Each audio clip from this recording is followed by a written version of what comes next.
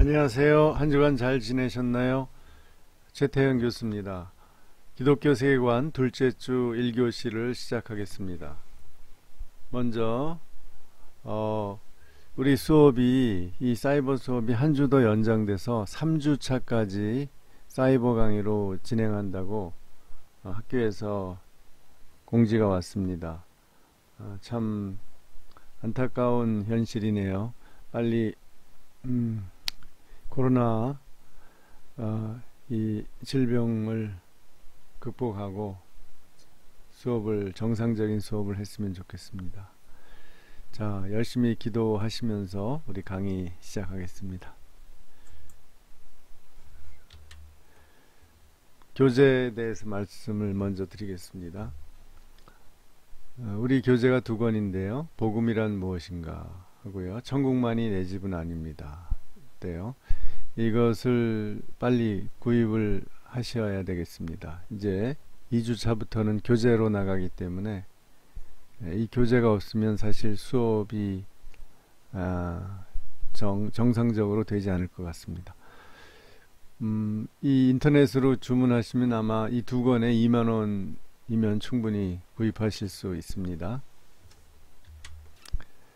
먼저 우리가 이제 오늘부터 공부할 그렉 길버트의 복음이란 무엇인가에 대해서 좀 소개를 하겠습니다.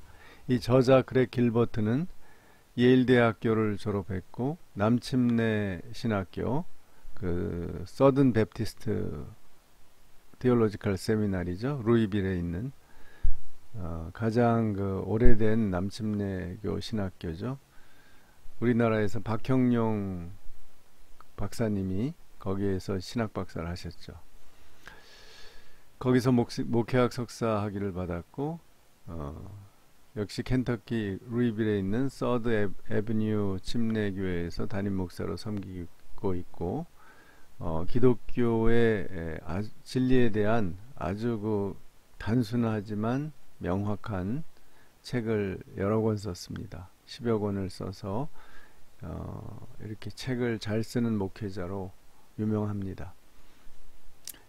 이분의 책이 우리나라에 번역된 것만 해도 Who is Jesus? 예수님은 누구이신가? Why trust the Bible? 해서 성경을 왜 믿는가? 또 What is the mission of the church? 해서 교회의 선교란 무엇인가?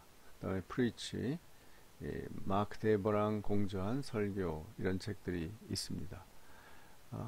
최근에 이런 기독교의 진리를 아주 단순하게 정리를 해서 잘 설득력 있게 서술한 그런 기독교 작가로도 유명합니다. 그의 책인 이 복음이란 무엇인가를 가지고 우리가 수업을 진행하겠는데요. 이 책의 목차는 다음과 같습니다. 1장에서 8장까지로 되어 있는데요.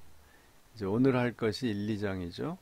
1장 성경에서 복음 찾기, 2장 의로우신 창조주 하나님, 3장 죄인인 인간, 4장 구세주이신 예수 그리스도, 5장 반응, 믿음과 회개, 6장 하나님 나라, 7장 십자가를 중심에 두기, 8장 복음의 능력.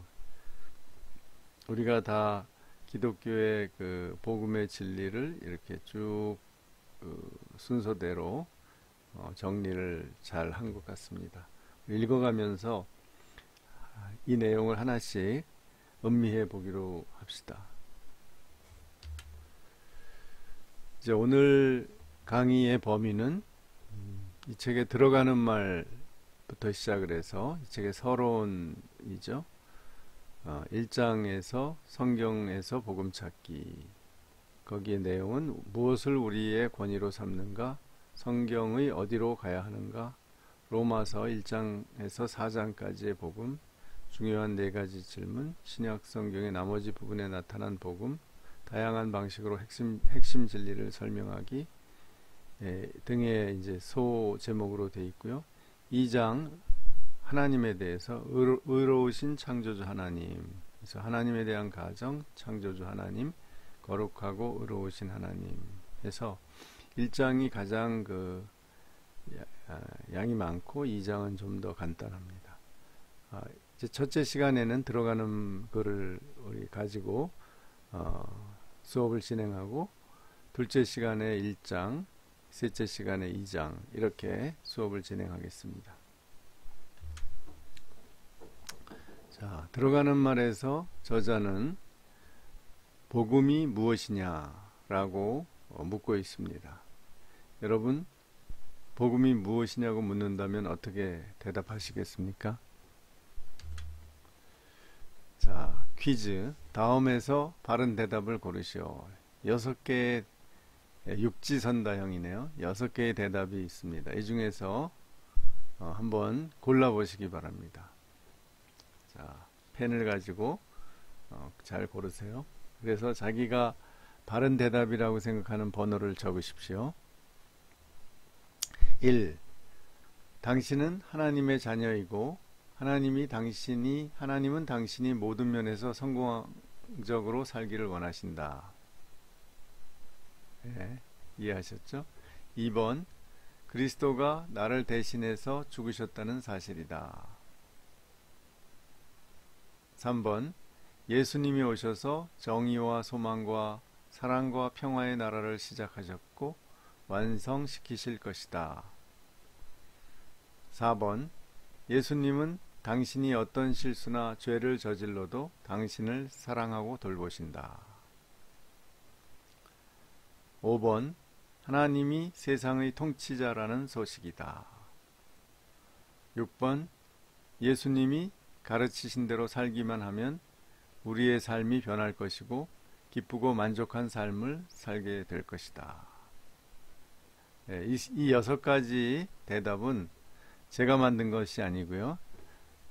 길버트의 책에 보면은 길버트 목사가 미국의 여러 성도들에게 질문을 해서 얻은 답이라고 합니다. 그것을 제가 조금씩 간략하게 만들고 또 약간의 이제 변형을 시킨 겁니다.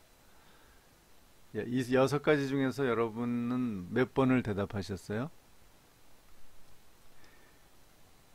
예, 저는 2번, 4번을 대답했습니다. 여러분들은 어떠세요? 그리스도가 나를 대신해서 죽으셨다는 사실이다. 4번, 예수님은 당신이 어떤 실수나 죄를 저질러도 당신을 사랑하고 돌보신다. 즉 구원해 주신다. 이런 거겠죠? 우리 한국의 크리스찬 성도들은 요 2번, 4번에 좀 친밀감을 느낄 것 같아요. 저처럼. 제 추측입니다. 자, 그러면은 어떤 답이 정답일까요? 여기 들어가는 말에서는 답변을 아직 하지 않고 있고요. 잠정적 답변을 하고 있습니다.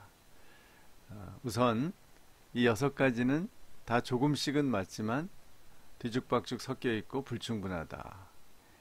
아까 말한 어느 하나도 이 6가지 이 대답 중에 어느 하나도 복음을 충분히 또 온전하게 설명한 내용은 없다라는 겁니다. 다 부분적으로만 맞지만 복음의 핵심을 정확하게 다 설명하지는 못했다라는 겁니다. 그죠? 예를 들면 2번 같은 경우에는 그리스도의 십자가의 대속의 죽음과 나의 관계를 얘기해 주지만 부활에 대해서는 얘기 안 하죠. 부활이 없는 기독교는 온전한 기독교가 아니죠. 예를 들면 요즘 신천지에서 말세 마지막 날에 예수 그리스도의 영이 이 세상에 내려와서 신천지 교주인 이만희의 몸과 결합한다. 그러면은 이제 이만희가 영생불사의 존재가 된다. 이런 주장을 한다고 하는데요. 진짜 기독교의 이 복음의 핵심 진리 중에 하나인 부활에 대해서 전혀 무지한 거죠. 그리스도께서는 이미 부활하셨기 때문에 영과 육이 분리되지 않으셨고 온전한 새로운 몸으로 계시고 부활 종말 때도 마지막 날에도 그리스도의 재림은 영으로 오시는 게 아니라 그리스도의 부활하신 몸으로 오십니다. 따라서 그리스도 영이 이만희의 몸과 결합하는 일은 절대로 일어나지 않습니다. 그것은 기독교가 아니에요. 그거는 이만희의 사교죠. 이런 거죠. 그러니까 복음이라는 것은 요 한 가지 맞는 것만 이야기하면은 불충분하다는 거죠. 그리고 뭐 심지어는 잘못 우리를 인도할 수가 있는 거죠. 하나만 강조하다 보면 예수님이 우리의 죄를 용서하셔서 우리가 죄인임에도 불구하고 우리를 사랑하고 돌보신다 할 때는 이게 참 부드러운 표현이지만 의의 개념이 명확하게 드러나지 않죠. 하나님의 의와 또 우리의 죄가 어떻게 하나님의 의에도 불구하고 우리 죄가 용서되는지 명확한 설명이 좀 부족하죠. 여기서는 우리 죄인인 우리가 그리스도를 믿을 때 우리를 사랑하신다. 이 점만 이제 결과적인 면만 강조되어 있는 거죠. 다른 것들도 마찬가지인 것 같습니다. 요 1번은 약간 현실주의랄까 약간 기복적인 면이 강조되어 있죠. 우리 사회 예수님을 믿으면 우리가 사회에서 살 때 성공적으로 살 수 있다. 복을 받는다. 이런 뉘앙스가 좀 있는 것 같아요. 그러나 그게 다는 아니죠. 우리가 하나님 뜻대로 구원받고 하나님의 자녀가 돼서 살 때 꼭 사회적 성공만을 하는 것은 아니죠. 마태복음 5장의 산상수훈을 보세요. 우리가 그리스도를 위하여서 의를 위하여서 고난을 받고 이 사회에서 비참한 최후를 맞을 수도 있는 거예요. 그것이 복받은 삶이라고 성경은 얘기하는데 이제 요즘 우리가 너무 성공을 원하니까 이렇게 복음을 살짝 이렇게 완전히 틀리지는 않지만 살짝 왜곡하는 경우도 있습니다. 그래요. 이렇게 6번도 그렇고요. 뭐 여러 가지 부분적으로 맞지만 또 전체적으로 보면 이게 위험성도 있는 그런 답변이라고 할 수 있겠죠. 자, 다시 돌아가서 이제 저자는 여기서 완전히 복음의 내용에 대해서 얘기하지 않고 이런 제안을 합니다. 복음을 온전하고 충분히 알고 깨달으면 다음의 일이 일어날 것이다. 제안 겸 어떤 예측이라고 할 수 있겠죠. 1. 복음의 영광스러운 진리가 당신의 가슴을 그분에 대한 찬양과 기쁨으로 채울 것이다. 복음을 내가 온전히 깨달았다. 충분히 이해했다. 그러면 우리가 지적으로만 동의하는 것에서 그치지 않고 우리의 감정이 작용을 한다는 거죠. 그야말로 성령의 조명이 비추면 우리의 마음이 달라지는 거죠. 우리의 마음의 상태가 변하는 거죠. 그래서 우리 마음에 감사와 기쁨과 찬양 이런 것이 생긴다는 거죠. 지금 신앙생활을 오래 할수록 이 1번이 약화될 위험성이 참 많습니다. 저도 이런 걸 많이 경험했고요. 이걸 어떻게 해야 되느냐. 앞으로 이제 우리 같이 의논하면서 연구해 갑시다. 2번, 복음에 대해 다른 사람에게 확신 있게 전하게 될 것이다. 지금 신천지는 불과 한 10년 사이에 아주 그야말로 모략을 써서 자신을 감추고 아주 조직적인 전도를 해서 30만 명에 이르는 신도를 확보했다고 그러는데, 그에 비해서 지난 10년간 개신교의 어떤 전도열은 많이 약화된 것 같아요. 그것은 뭐냐면 우리 교회의 어떤 전도의 전략이나 활동이 약화된 것도 이유가 있겠지만, 가장 근본적으로는 우리 한국의 개신교 신자들 그리스도인 마음속에 복음에 대한 이런 확신, 열망, 열정 이런 것이 식어간 게 아닌가. 식어서 결국은 확신 있게 전하지 않게 된 것이 아닌가. 이런 의심을 충분히 할 수 있을 것 같습니다. 그러니까 복음을 우리가 완전히 알면 확신 있게 전하게 될 것이다 라는 거고요. 3번 예배, 찬양, 기도, 설교, 교육, 봉사 등의 모든 교회 생활에서 생동감 있게 사역할 것이다. 우리가 교회 가고 교회에서 어떤 사역을 하든지 그것을 그냥 의무감으로만 하는 것이 아니라 생동감 있게 보람을 느끼고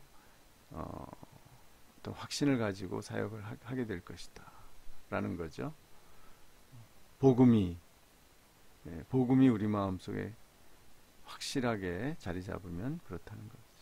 4번 복음의 예리한 진리가 세상에서의 모든 삶에 적용될 것이다. 복음의 우리 성경에 보면 성경 말씀이 우리 아주 칼날과 같이 양쪽에 아주 날이 선 검같이 우리의 모든 것을 우리의 몸을 다 쪼갤 것이다. 이런 말씀이 있죠. 그런 것처럼 우리가 세상에 살아갈 때 세상에서 사회적인 삶을 살아갈 때 우리의 그 복음의 예리한 진리가 모든 삶에 적용이 되고 관계가 된다는 거죠. 그래서 우리의 삶을 인도하고 지도해 나간다라는 거죠. 그래서 복음과 실제 사회생활 또는 내 개인 삶이 분리가 되지 않는다는 거죠. 소위 이원론적인 삶을 살지 않게 되고 우리가 어떤 남한테 보이는 것과 내가 내면적으로 느끼는 것이 모순이 되는 소위 위선적인 삶도 살지 않게 된다는 거죠. 그런 삶을 만약 산다면 그것은 복음의 진리가 예리하게 우리의 삶 속에서 작용하지 못하는 거죠. 여기 뭔가 우리 안에 들어온 복음이 문제가 있는 거죠. 복음의 문제가 아니라 우리가 그걸 받아들이는 문제가 생긴 거죠. 이미 받아들였어도 복음이 생명력 있게 우리 안에서 활동하고 살아서 움직이는데 뭔가 문제가 생긴 거겠죠. 그런 문제들을 반성하면서 이제 이 일과 다음 시간에 일과를 같이 공부하겠습니다. 마지막으로 과제입니다. 여러분 자신의 대답은 어떤가요? 그래서 이제 2주차의 과제가 있습니다. 2주차부터 당신이 이해하는 복음을 서술하고 그 복음이 당신의 삶에 어떤 현상을 일으키고 있는지, 일으켰고 지금 어떤 현상을 일으키고 있는지 서술해 보세요. A4 일매로 10포인트 크기, 앞으로 모든 과제는 10포인트 크기입니다. 로 이제 여기 제출하시는데 저한테 직접 하실 수 없으니까 여기 우리 사이버 캠퍼스에 들어가시면 거기에 우리 과제 관리라는 그런 항목이 있습니다. 과제 관리 여기 보면은 학습 활동 관리에 과제 관리가 있습니다. 거기에서 하시면 됩니다. 거기에다가 이제 거기에 넣으시면 됩니다. 거기에 이제 올려주세요. A4로 작성을 하셔가지고. 자, 그러면은 뭐 질문 있으시면 또 질의응답에다가 올려주시고요. 그러면 1교시 수업을 마치겠습니다. 감사합니다. 다음 시간에 또 만나요.